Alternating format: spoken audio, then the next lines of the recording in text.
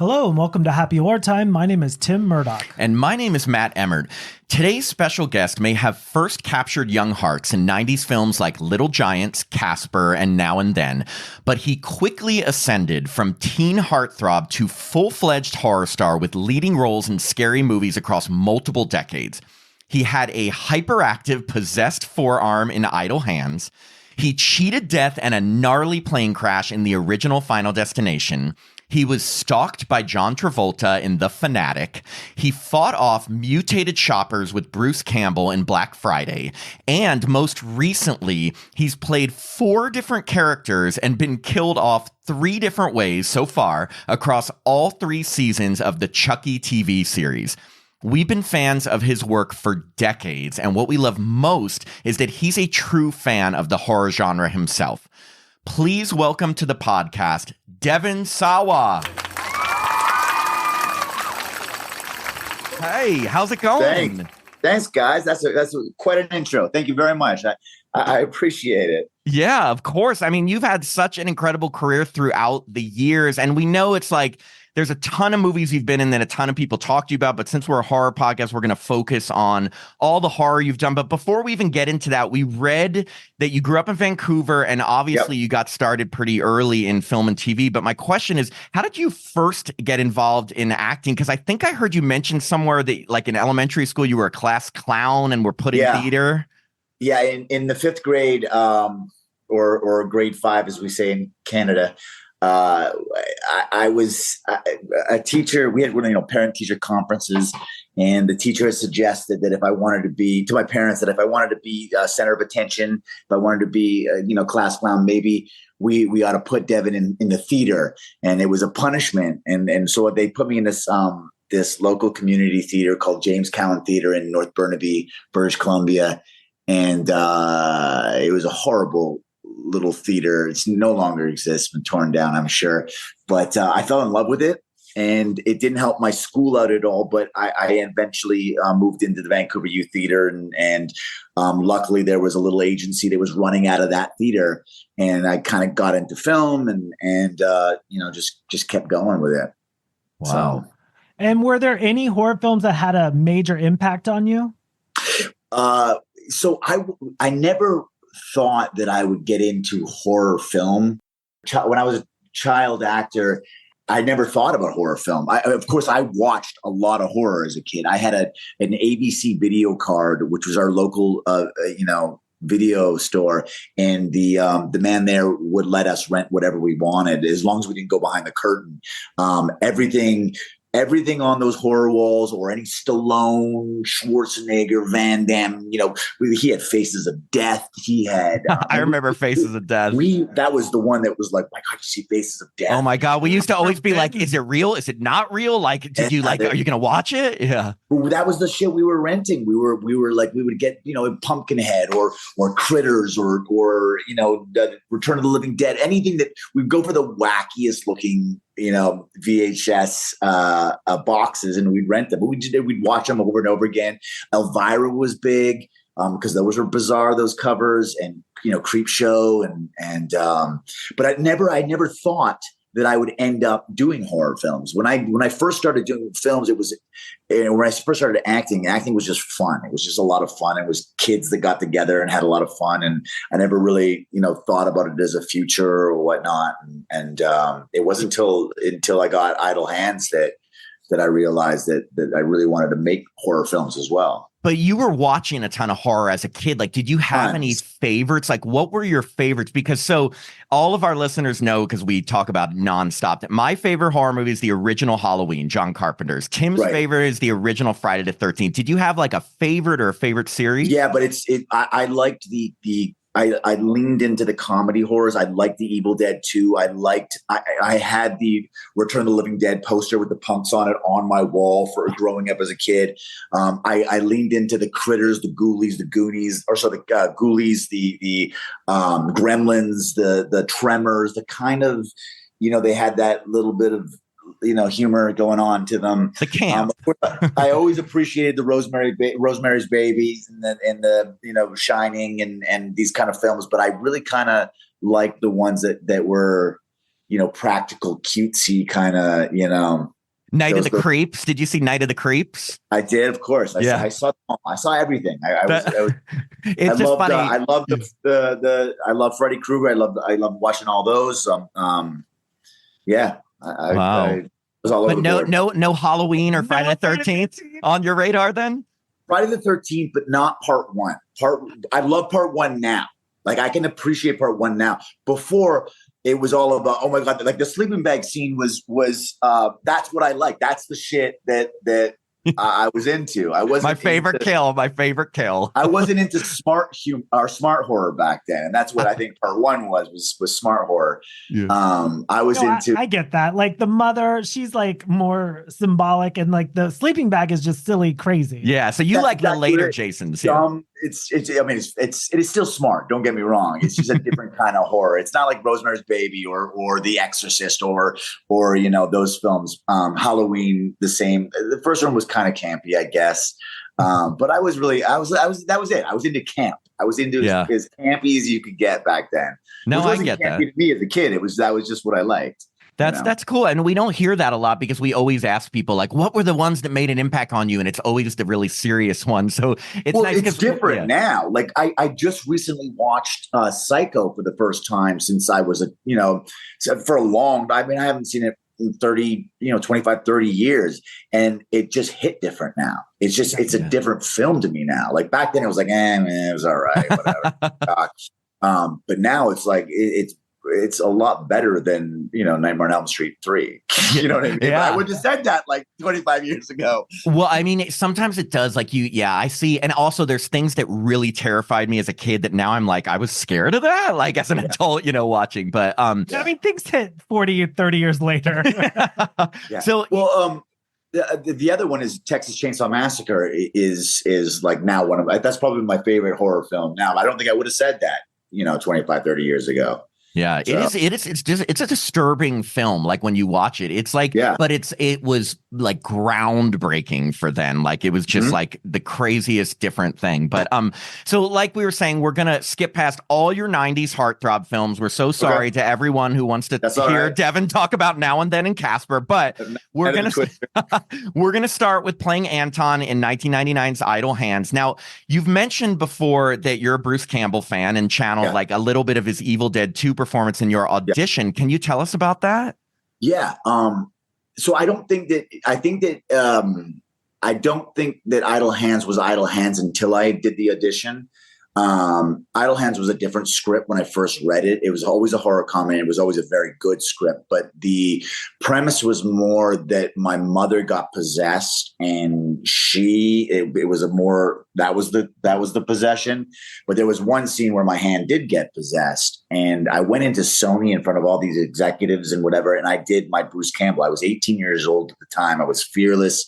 I'd been practicing Bruce Campbell for years, not for any other reason that I just loved that film. We had a trampoline in our backyard. And our hands used to get possessed, and we used to, roll around on the trampoline and hit ourselves with inner tubes and whatever it was. It's not thinking that years later I would have a chance to go in and do this in front of a bunch of suits. But they saw that, and they quickly they rewrote it more, based on the hand. It became more hand heavy, I guess. Hand heavy. Wait, so I was gonna say heavy handed, make it a heavy handed joke. Yeah, wait, so you're saying you go in there, you audition, you do like the crazy hand scene. They're like, oh my God, this is so awesome. We're changing the movie kind of thing. It was, I think there was a lot of that. Yeah. It's the scene where Bruce Campbell hits himself with the plate, over and over again or whatever. That as a kid, it was like, that was the greatest shit ever. That was brilliant acting. Yes. And when you're 18, you're not copying, you're like emulating. Yeah. You're doing your Bruce Campbell. And also at that time, Jim Carrey was, he's at the top of his game. Yeah, he's coming out of Ace Ventura, Pet Detective, and he's coming out of The Mask, and like that. He's Jim Carrey at his Jim Carreyest, and so that combined with Bruce Campbell was kind of how I went into that audition. And it's crazy. I wish they had. There's so many takes where it was just so like in the burger bar there's a salad bar that I go past that the hand just starts making salads, and we had so much footage that never got used of me just being way over the top, and I think that's what it was. It was just like I was too Jim Carrey, Bruce Campbell. I mean, but how can you ever be too, like, I feel like Jim Carrey and Bruce Campbell in that movie, there's no ceiling. Like, you can just do whatever, but that's so fun. I'm actually intrigued by what you said. The original script was a mom being possessed and your hand was just like part of it. So there was a couple of hand scenes. The mother was it was a lot of mother being possessed, and she ripped herself apart, and that all got rewritten. The original script was great. It was amazing. But, when they get to a studio, the studio decides they're going to change and mold, and so they did, and somehow it became Idle Hands. It was I can't even remember what the original title was, and it was Idle Mom. It was Idle Mom. the possession, or who knows what it was. We had a different director. Oh wow, yeah, that's totally different. And speaking of your hand movements, like, this is what I thought was so first off, it's brilliant. Your performance is brilliant. And I had no idea that was all you. Like, I thought it was a puppet or something because the movements are so nuts. But I have to ask, did you have a choreographer for any of those movements, or was it all you? I was living at 100 South Doheny in an apartment building. And I would come up with all my stuff in my apartment building, and we faced another apartment building, and I never closed my blinds. And so I was coming up with all that remote control stuff and stuff that never got used. And I remember meeting with one of the first directors that were like, I met with a couple of different directors when they were looking for a new director. And my idea was that the hand was Bugs Bunny and my body, and the rest of me was Elmer Fudd. And that was the relationship we had. Like, it was basically a Bugs Bunny, Elmer Fudd. I'm 18 years old and I smoke pot.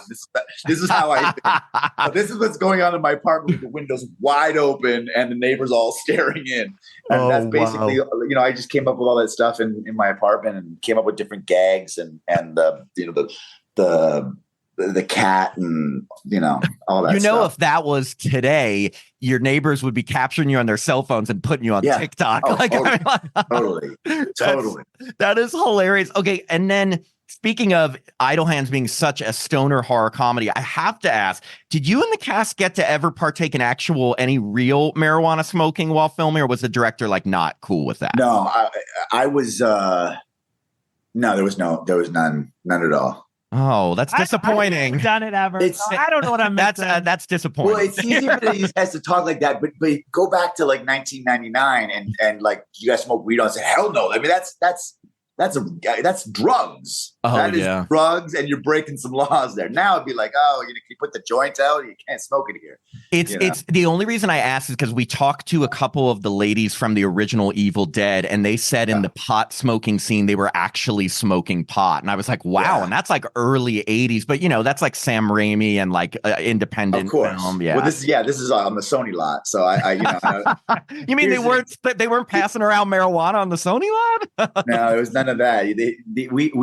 I did a movie called Slackers where we're sitting on a couch and we're all drinking beers, and someone had the idea that, because it was the end of the day, someone had the idea of, why don't we just drink a beer in this scene? And we did that, and we got big shit. The prop guy, because he's liable for us going home, and we got a lot of shit. Wow. They did. Well, yeah, I can only imagine. Don't want that. Yeah. I can only imagine what if we started lighting up real weed on the Sony lot. And we're all Jessica Alba's 17, I'm 18. Oh. You know what I mean? It's like Seth Green's 25. Yeah. That's funny. Yeah. But then I went back to my trailer and did a line of cocaine. So it was all good. Well, of course. I mean, as long as it's not on the set, hey. God forbid. Yeah. In 2021, there was a pitch for an Idle Hands 2. Do you know if there's any progress for we heard you mention there was a pitch for one at one point? Yeah, but that was a few years ago. Oh yeah. Did you say 2021? Yeah. It was something like that. Yeah, the director of Black Friday decided to Casey Tebow, he decided that with me and Seth Green's blessing to go in to see if Sony be interested in hearing a pitch. And Sony called him right back and said, yes, we'd love you to come in and pitch us an idea. And he did. And it didn't go, but they entertained the idea of tell us, please, what was the pitch? You were obviously in it. It was something to do with, Alba and my character having a kid, and the kid being possessed, and me having to go back and help the kid. The kid is now we would let the kid take the reins. And no Vivica Fox jumping in with a knife. I don't know how far we got. I know that I think Seth and Eldon's character were going to be his guardian angels through the whole process, and like they go and have to find me to come back, and I don't know. It was a thing. I mean, I wouldn't give up on that. I feel like a lot of people from our shared generation, because we're all around the same age as you, and would love an Idle Hands too, especially now. And I'm pretty sure the set would be way different than it was back then. Yeah, that's funny. So, moving on to one of our favorite horror films, the original Final Destination.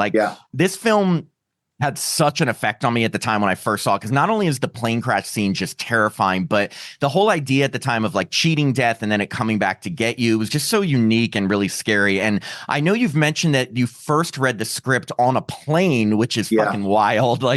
Can you tell us about the audition process for the role of Alex? Yeah, I was shooting a movie called The Guilty in Vancouver, and I actually read the script, loved the script. They wanted to see me read a couple of scenes for it. I remember asking Bill Pullman if I could use his trailer, because his trailer was way bigger than mine.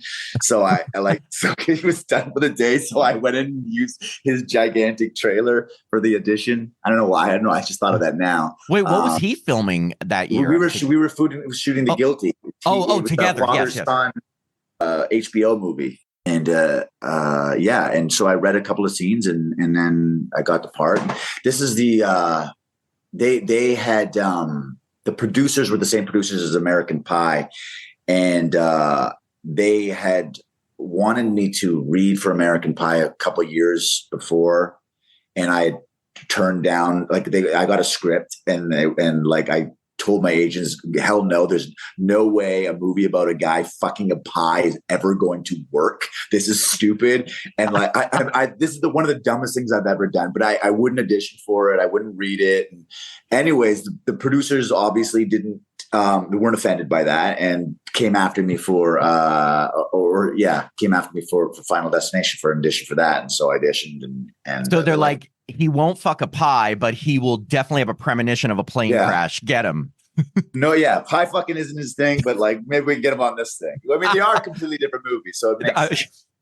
I mean, the thing is I'm trying to think of how many sequels American Pie has. Final Destination and American Pie are around the same with the amount of installments. So Final Destination is doing just as well, I would say, if not better. They're on 6, and I think American Pie has got to have it, because they have all the band camps. Yes, there's so many. I was about to say, this shows my age. I was like, if you go on the VHS shelves, there's all straight to DVD. There's tons of American Pies. That's funny. Yeah. So, we've been lucky enough on the show to chat with the series creator, Jeffrey Reddick, and the co-writer, Glenn Morgan, and Kristen Cloak, who played Miss Luton. Obviously, we love this movie. We love talking to people involved. But what I wanted to ask you specifically, what was it like filming the plane crash sequence? Because that is always the one that stands out the most. And have you ever yourself had a fear of flying?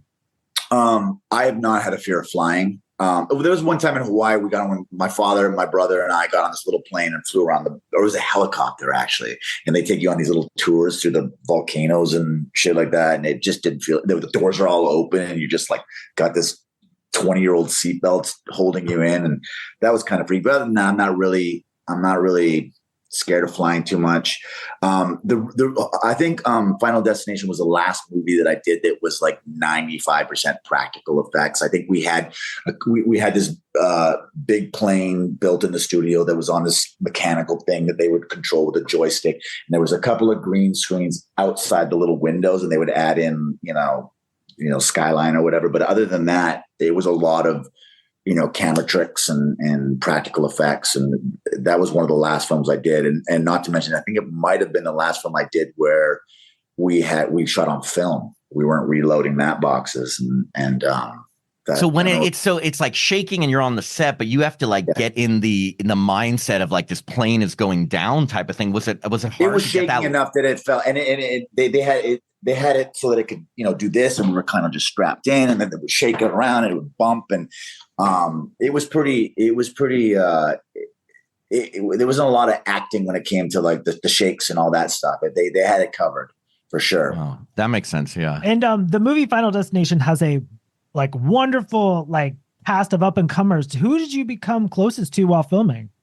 We all got pretty close. I think that Chad Dinella and I, because we did most of our scenes together, we got pretty close. Some of the cast were, I think I was 19 and the cast went all the way up until, late 20s. And so we were all different ages. But yeah, I think Chad was he was a cool guy. He has one of the most disturbing deaths. I mean, other than the plane crash scene, his death is definitely the most disturbing. The original ending, speaking of deaths, the original ending of Final Destination had you dying when you grabbed the electrified cable to save Ali Larter's character Claire. And then there were reshoots to keep you alive and have the new ending take place in Paris. Do you remember why they decided to change that original ending? And how happy were you when you found out they were going to keep you alive? I think that because back then, these test screenings, they do those test screenings where you go down to the Glendale Galleria and they talk you into seeing a free movie. Yeah. Oh yeah. I've been to many. of those. So I actually saw The Wishmaster with Macaulay Culkin on but they hadn't finished the animation to it. I think that's the one I remember. Anyways, I think they did a lot of those test screenings and it tested really, really high and they got a lot of good feedback. The only thing that people didn't like is the fact that the protagonist dies. So wait, so how did you find out? Do you just get a phone call and they're like, hey, we're going to keep you alive? Like, were you really happy or did you not? You get a phone call 2 months later and I'm like on the beach of Hawaii, like just eating like, hey, we need you to come back and do some. If you notice, like I'm a little bit rounder when I do the reshoots, but there's a time cut anyways. I don't think I noticed. You go back and watch the last scene and then the new, I'm like tanned and my hair is like bleached blonde. I'd just literally been to Hawaii.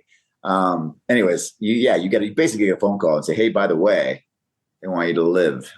But that's kind of cool, like to be able to be like, okay. The sequel, they kill you with a brick.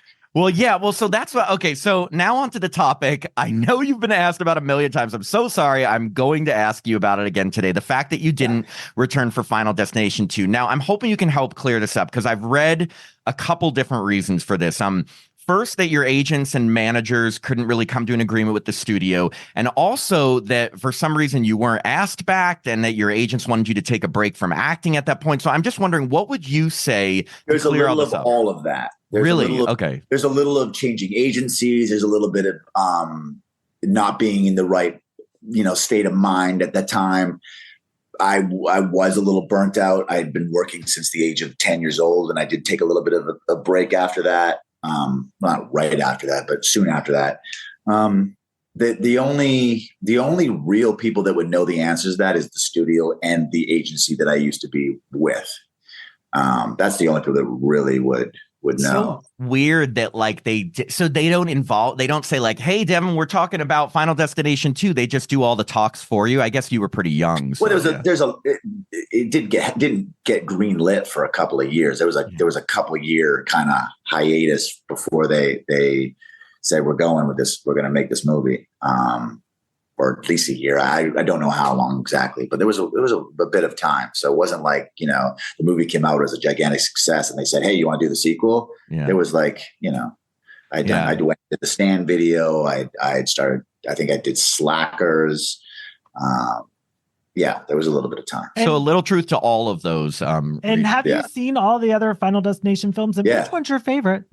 I like 5. I think that they utilized. I saw it on the big screen. I saw it in 3D. I think that they utilized the 3D properly, and then I think it was done. It was very clever. Obviously, 2, the log truck is great. 3, the roller coaster. 4, unfortunately, is you have to have a least favorite. That is my least favorite. That's mine too. I know the drag race scene it didn't scare me. Like, to me, the plane crash and the roller coaster, I told Glenn Morgan. That bridge is amazing. The bridge is amazing, but I don't know. Roller coasters, I've been on so many roller coasters. The idea of it coming apart while you're riding is fucking terrifying to me. Yeah. And 4 is my least favorite. But again, every movie, they get this new cast of young actors. The young actors are always amazing, and they always go off to do something amazing after. And so it's always fun. Like, it's fun. It's exciting now that I know I'm probably never going to return. It's exciting to see who's going to be, like, who the young talented cast of 6 is going to be, and then who the 7 cast is going to be. And it's exciting. Well, I got to ask you about, first off, what did you think of them killing you off screen in the sequel with that whole "he was killed by a brick" article? I didn't think anything of it at first, and then it kind of stung, and then you kind of get over it. And now it's just like, I don't know. I don't know. It just doesn't really bother me that much. I don't know. Okay, well, I'm going to tell. I feel like I was in one, and so I kind of started it, and and then they just got passed to the next group, and they took it then. And so, and the cool thing about horror films is, like, if you look at, like, Jamie Lee Curtis, you can come back 20 years later. 40 years later. Here's the thing. It bothered me when I saw it. I'm going to speak up because it bothered me because, to me, and I feel this, we've talked about this before, where I hate if someone makes it through an entire movie and then they do this with tons of people. They either bring them back in the next movie just to kill them off in the beginning, or they say they died off screen. To me, it's such a letdown because you were invested in this character. They made it through, they persevered, and then suddenly, like, they're gone. I feel like they have just said you disappeared or went off the grid, like, because, like, to say you died was so final. Like, I wish they had just been like, oh, Alex, is living off the grid somewhere, Listen, you never know. You never know. Listen, we never actually. The nice thing is that you didn't see the death. It was just a newspaper article. Who knows? It's very easy to say that newspaper article was, fabricated and whatnot. At the same time, I'm doing Chucky now. So that's the thing. Yeah, I ain't hating life. Yeah, I mean, and last question on Final Destination. We know, obviously, there's already a Final Destination 6 in the works, but if the filmmakers ever did want to retcon your death and bring you back in, like, a sequel to the original or reboot, would you be up for reprising the role of Alex? Of course, yeah, I would definitely consider going back and doing some more Final Destination. Yeah, it's a great franchise, and regardless of what happened, with the sequel and number 1 or whatever, they always get great directors, they always get great cast, and they always come up with fantastic original new ideas. And so, yeah, I'd be stupid to say I wouldn't consider going back and doing, 7 or 8 or 9 or whatever it is. Well, that's awesome. A lot of fans, I think, are going to be happy to hear that. Okay, so flash forward, we're taking a big jump in your career to 2019 when you played Hunter Dunbar, a famous horror and action star, ironically, who's being stalked by John Travolta's Moose in The Fanatic. Now, obviously, you've had some experience being on the other side of the stalker coin since you played Eminem's obsessed fan in the music video Stan. So I got to ask, was it more fun playing the stalker in Eminem's video or the stalkee in The Fanatic? Well, listen, one of my favorite things is the Eminem video, so it's never really going to top that. But I got to say that being on the Fanatic set was wild, and I would never give it back for anything. It was Fred Durst is an interesting director. I love the guy. If he gave me a script today and said let's shoot tomorrow, I'd be all over it. I think the world of him. And Travolta's, this is my second movie with Travolta, and I would do the same. It was an interesting experience. I think that movie got shit on before it even came out. But I think, some people like it, some people don't like it. We had fun. We did our thing. I totally enjoyed it. And I wanted to ask, like, I heard that you say that, that John Travolta was Method. Did you ever get to just hang out with him as John? And did he ever talk about the movie Carrie? Listen, this is the thing about, so John, I wouldn't go so far as to say full Method. Like he would turn it on when he got the set, and he would stay in Moose, and he committed 100%. and God bless him for it. And but there was times where he would come out of it and he would just be John. And we did another movie where he was John all the time, and it was one of these action kind of films, this disaster action film where we didn't have to do much in the acting world. It was more of a whatever. John loves to tell stories. He loves to talk, and that's the great. He loves to talk about Pulp Fiction, what happened behind the scenes. He loves to talk about the time he hung out with Muhammad Ali in Miami. He loves to talk about his Sean Penn trip down to Mexico with he's got all the, and you just sit there and you listen to him, and it's like, oh my God, he's telling these amazing stories, and he did it all the time, and it was awesome to hear, like old Studio 54 stories, and it was crazy. Well, I mean, like, as a horror fan, did you ever ask him about Carrie, or did you? I got it. Full disclosure, I haven't seen Carrie. So here's why. So I'm weird like this, but when I have a book, when there's a movie that's based on a book and I haven't read the book, I won't watch the movie, because I want to read the book first, and I haven't gotten around to reading Carrie yet. And there's a bunch of these that I won't, like Lord of the Rings, I haven't seen, because God forbid I see it without seeing the book first. You know what I mean? That is so responsible of you. Yeah, I feel like I owe the book. Can you? I would prioritize Carrie over Lord of the Rings, but no, I would just say, wow. John Travolta is so cool in Carrie. I mean, every Stephen King book obviously is incredible because he goes into such detail in his writing and everything, but like the Carrie movie is so good, and it's not even that John Travolta is like a major part, but he's so like goofy. He's not, spoiler alert, he's a villain in it, but he's a lovable villain. Right. Yeah. That's so funny that you haven't seen that, but I get it. I've read like 30 of Stephen King's books, and I haven't read it, and I haven't read Carrie. So you haven't seen the It miniseries or the movie? No, I did because I had seen the first It movie, like the big one from the 90s. Yeah. Before I became a Stephen King fan. Like I was already, and I've seen the newest It, and so that's why I won't read the book, because I feel like it's been tainted. But have you seen It Chapter 2? Well, okay. So you kind of mentioned this a little bit, that the Fanatic was directed by Limp Bizkit frontman Fred Durst. Yeah. And here's the thing, for me, that was mind blowing because I had no idea he was a filmmaker. And so, what is he like as a film director? Because I obviously only know him for Limp Bizkit and doing it all for the Nookies. He's got a lot of that rock star energy on set. Like he's got a lot of that break shit attitude. He's got a lot of that going on. We did that movie for no money, and so that was the one thing I wish we had. And there's also the whole ending of that movie got cut out because we didn't get the whole thing. Was Travolta goes into this where I'm tied to the bed. He starts doing these impressions of all sorts of different horror characters and movie characters, and he did his brother from Reservoir Dogs. He did he rapped LL Cool J's verse. The problem is we didn't have clearance on any of this shit, and so when we got to the editing room, they had to cut a lot of it out because they didn't have clearance on it. So, but you did get my favorite. You got Jason Voorhees. Yeah, I guess Jason only because they couldn't. They couldn't. It was just a hockey mask. They can't, I guess anyone can wear a hockey mask. Yeah, I guess he doesn't say like, I'm Jason.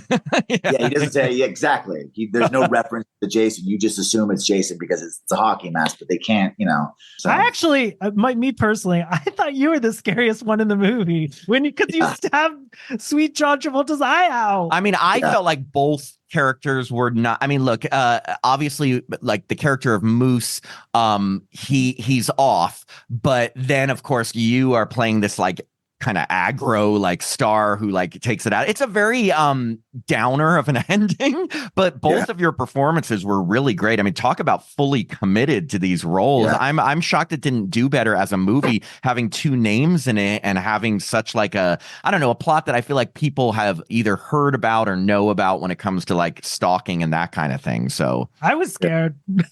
Good. Well, good. And then in 2021, you teamed up with Evil Dead legend Bruce Campbell in the campy horror comedy Black Friday. Now, I noticed you were an executive producer on this film. Does that mean you helped like spearhead it or what? No, they just it's something like when you reach a point of like no more money, and you're like, and they're like, we'll make you an executive producer. It's like, all right. Thank you for being honest about that. Yeah, I love There's getting no other reason. Like, okay, well then how did you first get involved in that project? Because being a fan of Bruce Campbell, that must have been really exciting to be involved in. So the casting director, the original casting director, and the director got the idea through the director's really close friends with Seth Green, and that's where the idea for me came for the part. And so I guess Seth Green kind of reached out, and he didn't want to. Seth Green didn't want to do it himself, or he was no, it didn't fit. But he does do the voice of the bear in the movie, the Dower Dennis bear. Oh, thing. got it. Yeah. And what was it like working with your idol, Bruce Great, Campbell? Phenomenal. He's exactly what you'd hope he'd be. He's great. It's funny because it's such a different character for him because he's kind of like the stodgy manager until like the end. But I just remember when it's funny because the movie felt very Evil Dead-ish and it's kind of like over the top gore and tons of action. And I was going to ask if they used mostly practical effects or CGI in this film, but I'm assuming since you said Final Destination was one of the last practical effects that was mostly CGI. Like, for instance, what are you guys looking at in that ending scene where there's that huge blob of mutated shoppers above the store? That's green screen.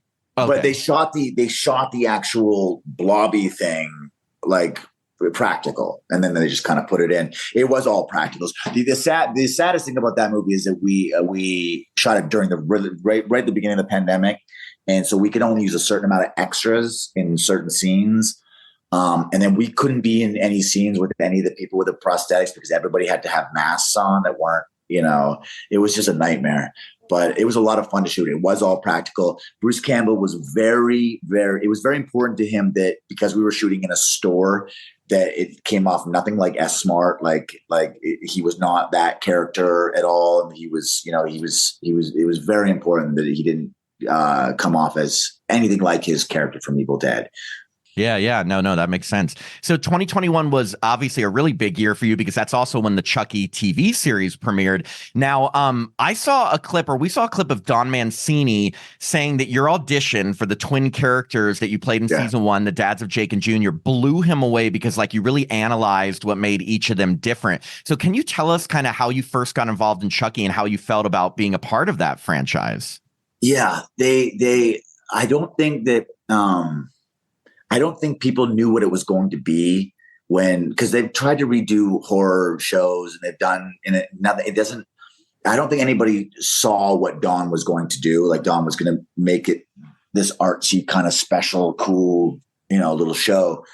But I don't know. I read the first script and it just felt different and it felt important. And, the idea of playing twins was, it's an artist's dream to play these two completely different characters. And so my audition, the audition was the audition, and I'm sure it wasn't that much better than the other guys that were doing. But my slate, usually a slate is like you say, "Hi, my name is, and I'm this tall, and I wear this, and I'm from here, and I live here, and I'm vaccinated, and yada yada yada." That's it.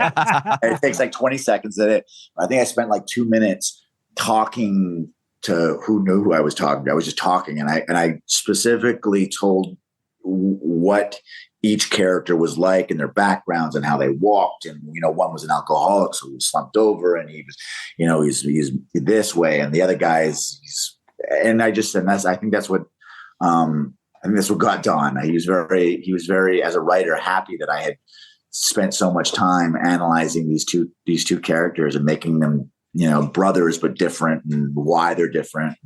You did a great job. Thank you. And what is your favorite Chucky movie? Like, had you seen all of them before? Starting back in 88?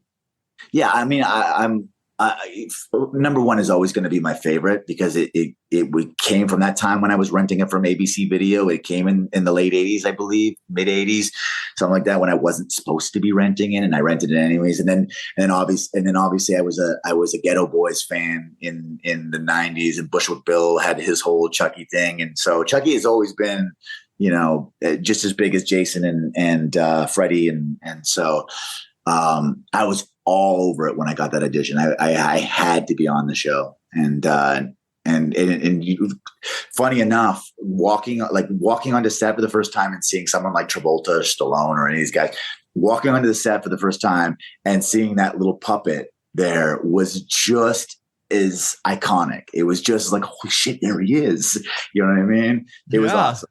I mean, I also feel like, I can't speak for Don Mancini because I don't know him, but like as a creator of this entire series, casting someone who has so much passion for this genre and the series, like that must factor in. It's like, like obviously there can be a lot of good actors, but like you were obviously very passionate about these roles in this series, and that must have meant a lot to him. I think that everybody he found for the show is the same way. I think that all the cast comes.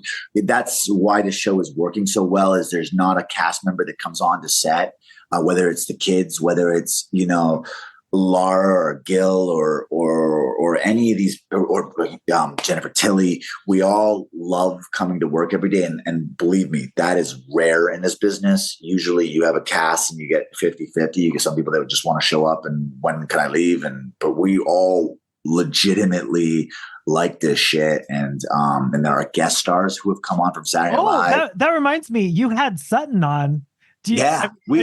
From Real Housewives. She wanted everybody that's come on here is like, oh, can I get killed? And like, oh my God, blood. Like it's a lot of fun, and I hope it never ends. I really do. So when and how was it decided that you'd return after season 1, kind of American Horror Story style, as a different character?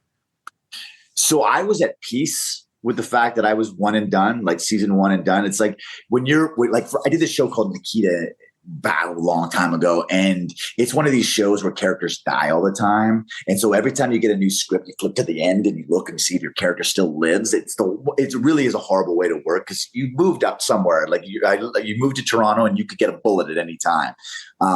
So when I got Chucky, I knew like that's it. Okay, episode 9, I think. I'm one season done. I'm just gonna go and I'm gonna have fun with this, and it's gonna be awesome. I die at 9. I guess I don't get to come back next year, or I know I'm not coming back here. I'm just gonna go and then he told me at the end, he's like, well, how would you feel about coming back next year? It's like, how? I'll show you a new character. It's like, holy shit, that's like an actor's dream. And then he writes me this priest that's completely different than the first season, and that's done. And you still worry, like, am I going to come back season 3? I don't know. And then he writes me the president, and season 4, I'll still be like, I still text him like, hey, if season 4 goes, and you can have back. Yeah, that's amazing. Like, so, okay. Yeah. So then I have to ask, so in season 1, you were electrocuted in the first episode, and then later the twin was beaten to death with the Chucky doll. Yeah. And in season 2, you spontaneously combusted. So which was your favorite death scene and why? I think this year is I don't want to talk too much about it, but I'll tell you about the blowing up scene. I was done. I wrapped, and they had a week left to do a bunch of stuff. And one was blowing me up because I'd gone in and they'd molded me, and that whole thing. And I got a text at like 2:33 in the morning from Don Mancini where they blew up me, and then all the crew's just clapping and cheering. It's like 2 in the morning. I'm like, oh, good. You blew me up. I'm glad you're happy with it. You blew up a priest. You blew up a priest. And then I didn't know, because I didn't know, I don't think I had seen Fury at that point. So I didn't know that he was going to kind of do that thing. And so when I'm sitting there watching the episode, and all of a sudden I blow up, and then it cuts to another angle, blow up, cut another angle, blow up. It's like 8 different camera angles of me just blowing up. And then I saw Fury, and I saw where he got it from. But it was awesome. It's fun that Don's having a good time with it. It's amazing. And now you're playing the president in season 3. How does that compare to playing the other roles? I think the president is the most grounded of all the characters. So it's just it's the least goofiest. No, the priest wasn't goofy. None of them were goofy. They were a little bit larger than life, a little bit. I think Don explains it like this is like a dream world kind of a thing. These are all but the president is definitely the most grounded. They talk a lot about the West Wing and these kind of shows, and so we try to play as grounded and as serious, like we're living in this West world while all this wacky shit is going on around us, and I think that's why it's working. Yeah. So, the mid-season finale of season 3 had Chucky messing with the chandelier at the White House Halloween party and it falling and slaughtering a shitload of people.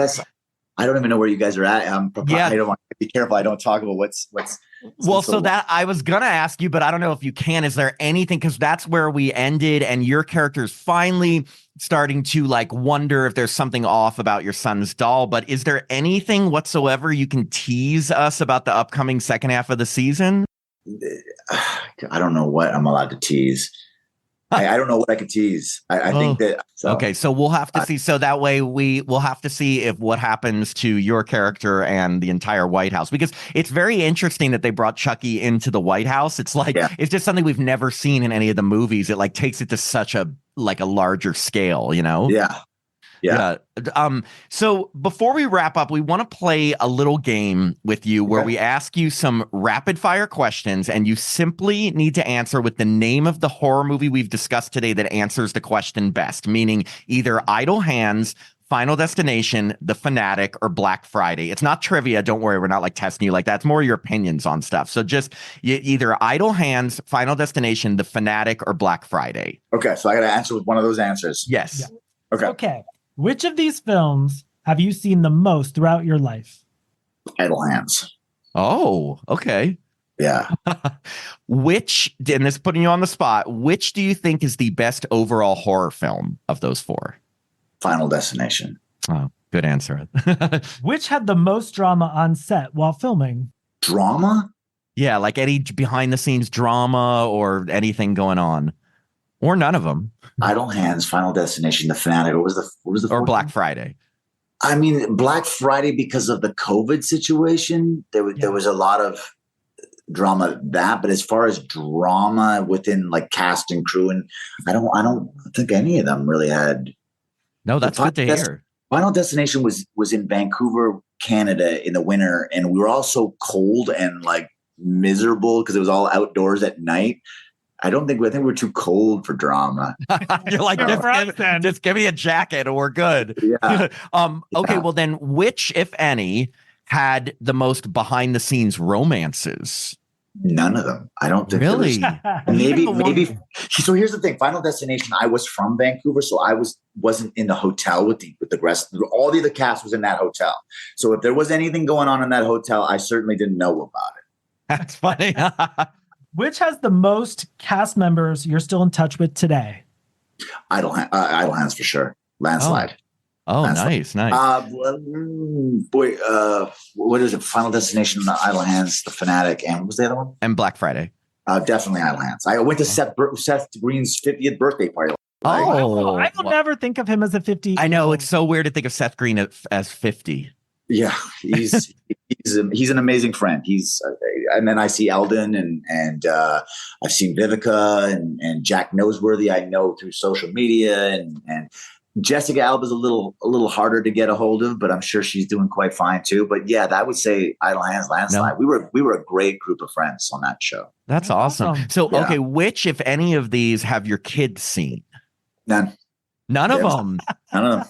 Not old enough yet, or just not interested? They're not interested in horror. I think they saw. I got a bad review on a movie I did that they watched Wild America, and I got a bad review from them, and that was the last time I pushed a film on them. Wait, what did they say? They gave you a bad review. I don't know if you've seen Wild America. Of course I have. Of course, JTT, Jonathan Taylor Thomas, and you. We had a bunch of people in bear costumes. We had a mechanical moose. It didn't age well. It was great back then in the 90s, but using practical effects as animals, like we had snakes on puppets. You could clearly see the little things there. It's. Did they see you in Casper? Because I feel like everyone mentions that, even though you're not in like a huge amount. That was the first one they saw. Sometimes my wife puts on them. They've seen Casper and Wild America, and I think that's all they've seen. They've seen bits and pieces of Chucky. My son has seen I think he's seen the Eminem video on loop. He's like, that's, but my son will be like, we'll be at the grocery store, like checking out groceries, and he'll be like, my dad's Casper. I was like, oh, God. I love it. Well, you know what? In a few years, he'll be like, my dad's on Chucky. Like, exactly. Yeah. Exactly. And which do you get asked about the most by fans out of those movies? Yeah.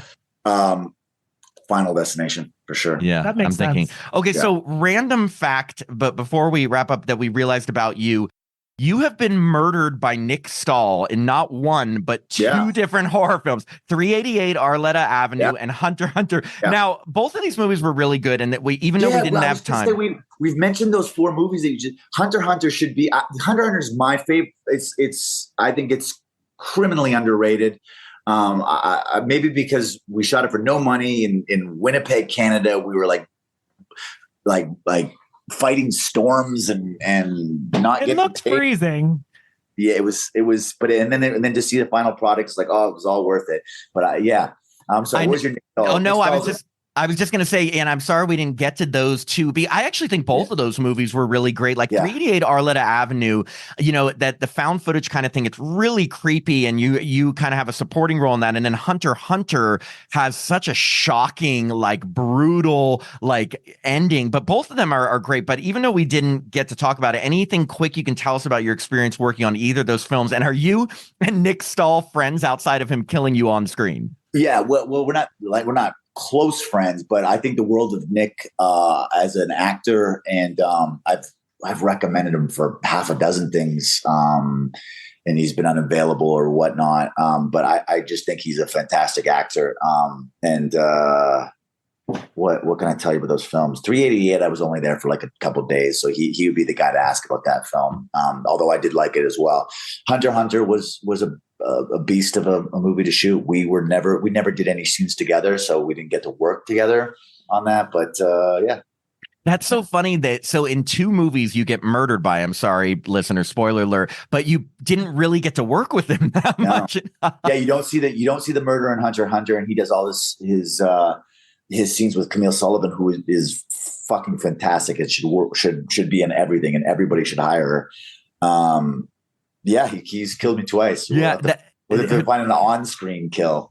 Yeah, and she is Camille's phenomenal in that movie, especially in that final scene, which is like it felt very Texas Chainsaw Massacre, you know, but it is both great movies. I also wanted to say, so, you know, your career has spanned film, TV, and many different genres over the years, but most recently, obviously, you've become much more known within the horror genre. So how do you feel about like being associated with horror, especially at this time in your career? Do what you love. I mean, that's you know, every once in a while I get approached by a project and my agents can't figure out why I don't want to be involved or I'm not interested in it. I can't imagine being attached to something that I don't even watch. Do you know what I mean? Like I like watching horror. But I like action and I like comedy too. So those, you know, but I just do what you love. And so that's why I kind of done so much horror. It's like, it's fun to shoot. It's fun to watch. It's a great community. And so that's why I've been, you know, doing so much of it. That's great. I mean, as major horror fans who've like lived and breathed horror for our entire lives, like it is so amazing to talk with someone who not only has embraced themselves as a horror star, but really loves horror too. You know, it's really cool. Are there any new horror projects that you can tell us about? No, Chucky's Hush Hush. Yeah, but anything else you've been working on lately that you're allowed to speak about? No, there's no other horror films. No, there will be. Yeah, I was going to say there will be, of course. We'll talk again. We'll talk again once I get on a few more. Oh my God, we would love to have you on, because I'm sure I was thinking like, even if you are just working on Chucky right now, I know you'll be in more horror in the future. We have one final question for you. We ask this to everyone we have on the show. Again, it's going to put you a little on the spot, but that's what we love doing. So what is one thing that you can tell us about your experience working on any of the horror films we discussed today or the Chucky series that you've never told any other interviewer, publication, or podcaster. It can be a big, juicy gossip. It can be the tiniest little dumb thing, but just you've never told any other interviewer about your experience working on any of these films. And it doesn't have to be scandalous. Yeah. Well, it doesn't need to be scandalous. No, I'm just trying to think of one.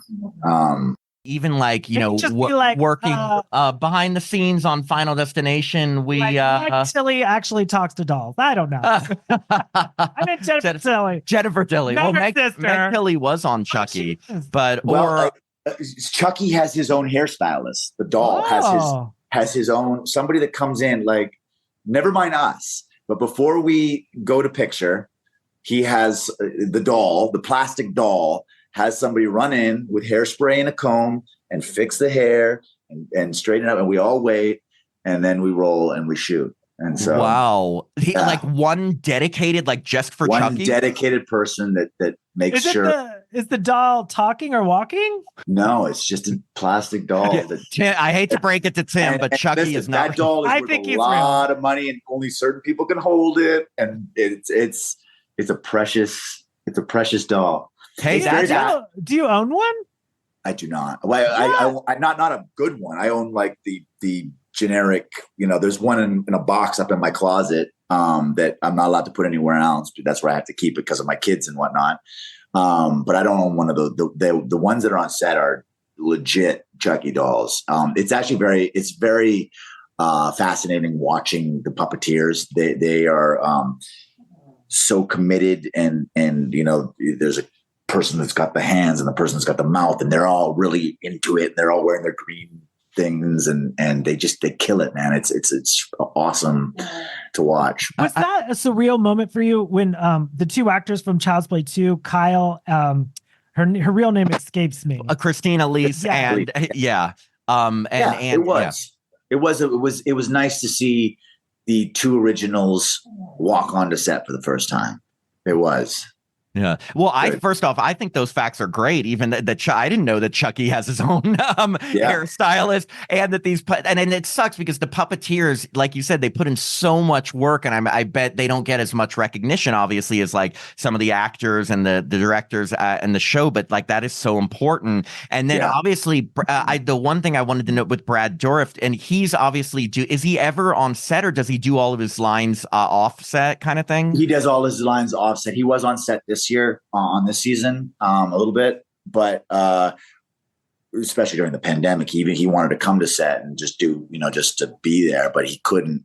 But they record the lines first, and then they program the Chucky to say the lines, and we hear the lines off camera, and it's Brad. That was the other thing, like hearing Brad's voice, so like doing the scene with the doll and then hearing Brad's voice for the first time, the iconic Chucky voice.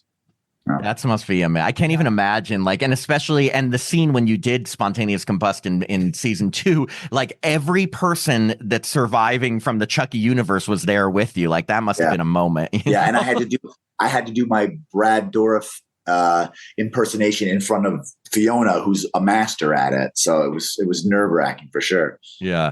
Well, look, Devon, we've had such a blast talking with you today. We really, really appreciate it. Like, again, I know I keep saying this, but like, we're such big fans. You've had Fanatic. Like, not Fanatic level, but we are like such big fans of your career. And we're so happy that you've embraced this genre that we love and that you're willing to like talk about and have so much passion for it. So thank you so much for. Thank you guys. Yeah. And we will definitely be in touch. Thank you again. And have a great day.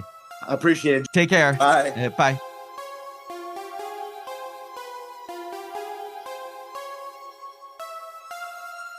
Thanks for listening to another episode of Happy Horror Time. If you'd like to support the podcast, please sign up to be a patron at www.patreon.com/happyhorrortime. As a patron, you get access to all our bonus content, which now includes 2 new bonus episodes every month, a monthly after show mini episode, access to our Discord community so you can chat with us directly, and the chance to review a film with us in one of our bonus episodes. Patrons also get all our regular episodes ad-free and a day early, our monthly newsletter, the chance to vote in polls, and autographed Happy Horror Time stickers. I'm Matt Emmert. And I'm Tim Murdoch. And we hope you have a happy horror time.